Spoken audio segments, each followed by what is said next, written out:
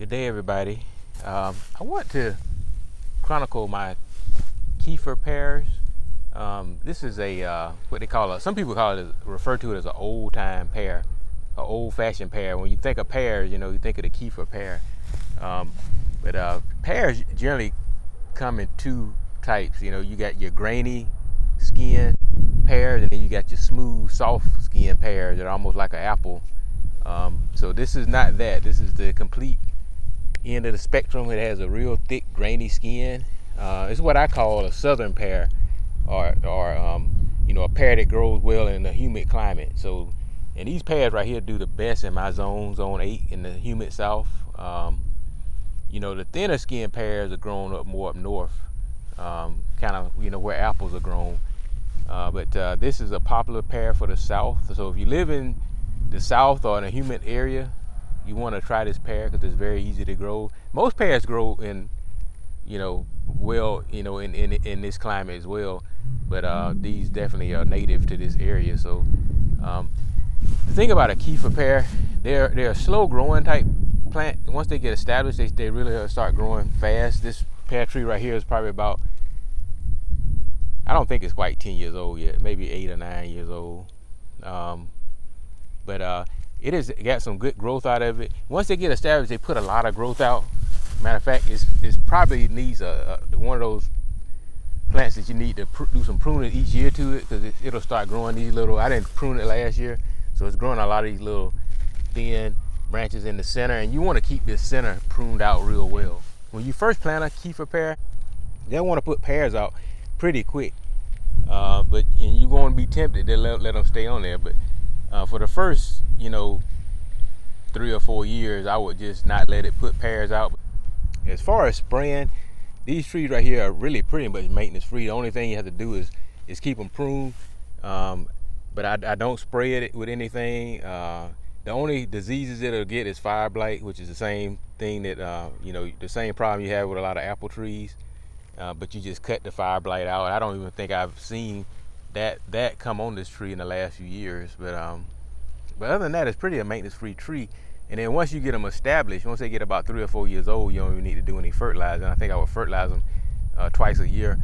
But once they got established, I hadn't done any fertilizing to the tree. I got one more over here. I planted two at the same time, but I had some work done to my yard, and a guy with a tractor actually bagged over it and broke it and never did really survive. So I had to plant another one. So this one right here is probably about 2 or 3 years behind that one. So that one is probably 9, maybe 10 years old. This one probably about 7, 8 years old. So it's a little bit farther behind. But like I said, once they get established, they'll really catch on and start growing fast. They have a growth pattern similar to an apple tree. And again, you'll see it's putting all this. You can see where I pruned it back.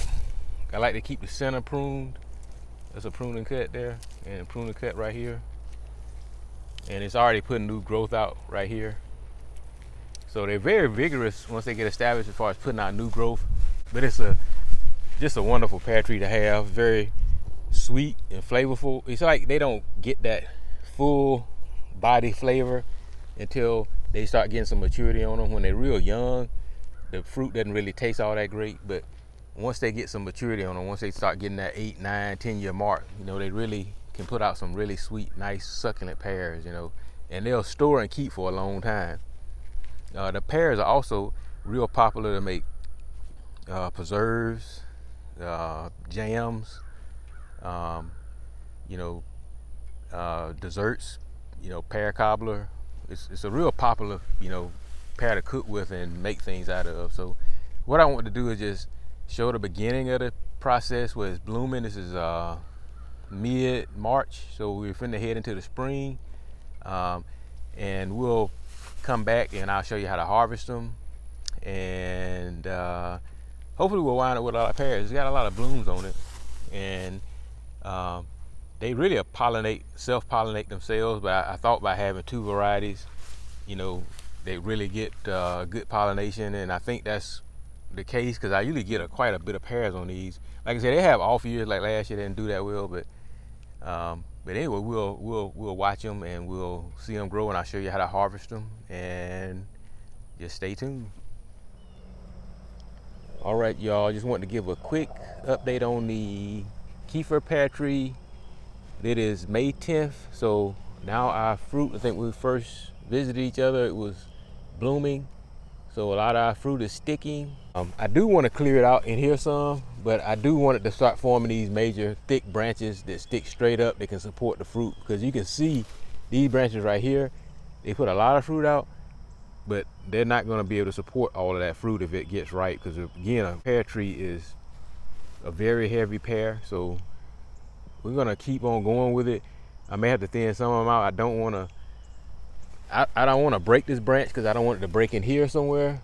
I do, don't mind cutting it right here maybe, so it'll form some big, heavy, thick branches that'll shoot straight up. But I can see now we're gonna have to put some thought and effort into pruning this tree. So maybe if you're thinking about growing a Kieffer pear tree, then you'll know what to expect and what to do and how to prune it.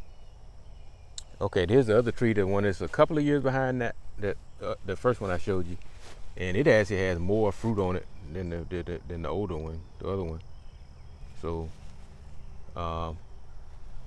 we're gonna see. We're gonna figure out a way to manage this fruit where we don't damage the tree any.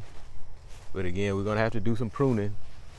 The structure of this tree is looking a little better than the other one. But all of these long branches is falling out to the side. They're just not going to be able to support that fruit. So, and it has a lot of fruit on it this year, as you can see. All that fruit forming along there. Now I'm gonna have to share this fruit with the squirrels and raccoons maybe, but a lot of times it's be enough for both of us. So, but anyway, we'll keep watching it and we'll keep learning together. All right, I want to just give a quick look at the Kieffer pear tree, and this is how they're looking. So the branches are so full with pears, I'm propping them up with some of my tomato cages.